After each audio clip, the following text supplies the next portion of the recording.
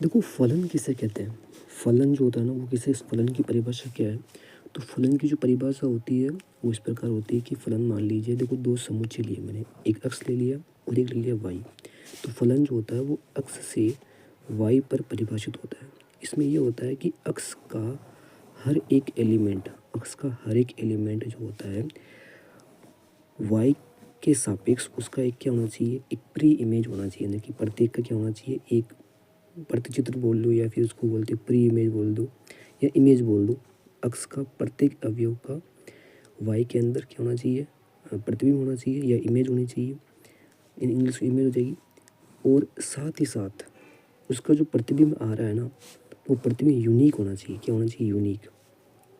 जैसे कि यूँ समझिए आप, उदाहरण से समझते हैं तो इजी समझ की परिभाषा कोई नहीं पूछता। जैसे कि 1 2 3, ठीक है ना, और यहाँ पे मान लीजिए 7 और 9 10 लिख दिया मैंने, ये एक्स और ये वाई है। तो मैं पूछ रहा हूँ कि ये फलन है या नहीं। तो मान ली मैंने इसका संबंध इससे कर दिया, इससे कर दिया। तो पहली कंडीशन हमारी ये थी कि प्रतिबिंब होना चाहिए, प्रतिबिंब होना चाहिए, अक्ष का प्रत्येक अवयव का प्रतिबिंब होना चाहिए, एक कंडीशन। दूसरी कंडीशन ये थी कि प्रतिबिंब जो है ना वो यूनिक होना चाहिए, प्रतिबिंब यूनिक यानी कि अद्वितीय होना चाहिए। अब मैंने देखा कि भाई अक्ष का प्रतीक पहला वाला तो 1 का भी है, 2 का भी है और 3 का नहीं है, यानी कि फलन नहीं है। अगर मान लीजिए मैं इसको कर दूँ तो क्या फलन होगा? तब ये हो जाएगा। अब मैं बताऊँ क्या मैं इसको कर दूँ तो फलन हो जाएगा क्या? देखो तब नहीं होगा। क्यों नहीं होगा? क्योंकि देखो यहाँ पर 3 का जो है यूनिक नहीं है। 3 के पास 3 रखने पर मेरे पास 10 भी आ रहा है और 3 रखो तो 9 भी आ रहा है, तो इस प्रकार फलन नहीं होगा।